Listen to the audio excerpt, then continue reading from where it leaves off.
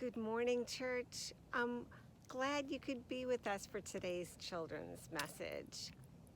It's such a nice day in January, mild temperatures, and we actually have some sunshine.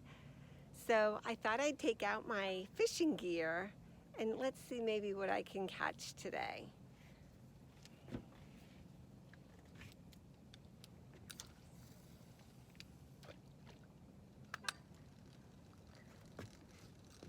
Fishing is kind of tricky though, especially in the winter, because the water's really cold and the fish like to stay low in the water.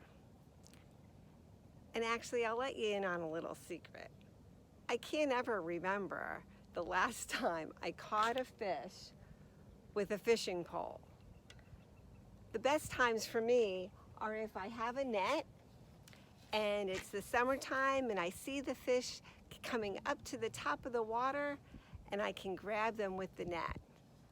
Or if I'm at a carnival and I play a game throwing ping pong balls into little bowls that have goldfish in it. That's another way I can get fish. But with the rod and reel, I'm not very good at it. My son, on the other hand, is a great fisherman. He's been a good fisherman since he was a little kid. He could catch big fish. And now that he's a big kid, he can catch even bigger fish.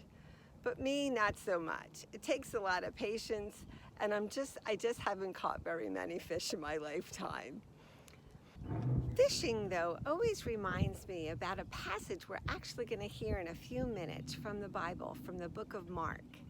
And in that passage, there's two fishermen, Simon and Andrew, who are fishing actually with nets. And then there's James and John, who are on a boat fixing their nets to go fishing. These four men were approached by Jesus, and Jesus tells them, "Put down your fishing gear and follow me." And that's exactly what they did. They got out of their boats, they put down their gear, and they followed Jesus. And that was a really big event because Jesus made them from plain fishermen into fishers of men. And those four men became the first four disciples of Jesus to spread his good news and the great things that he was going to do and the love that he was going to share with the world. I bet for John and James and Andrew and Simon, that was their best day of fishing ever because they were called to be disciples of Jesus and promised to bring his love to others. I bet my younger friends have heard the word disciple before.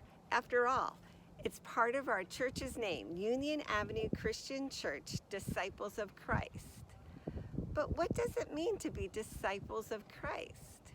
Well, there's three things I think you can remember about being a disciple.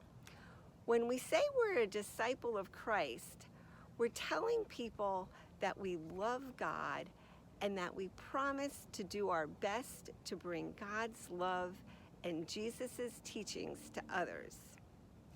It also means that we're going to stand up and speak out to make sure others know that God loves them.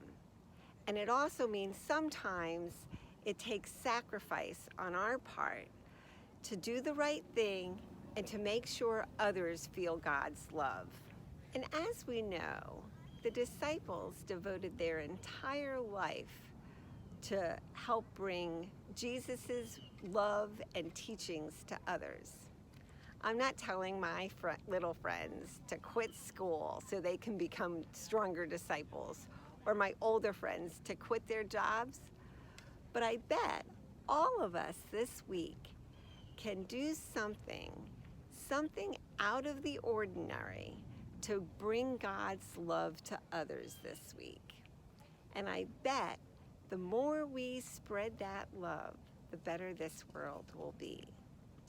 I hope all of us can be well this week, stay safe, and share God's love with others. Take care, and I'll see you next week.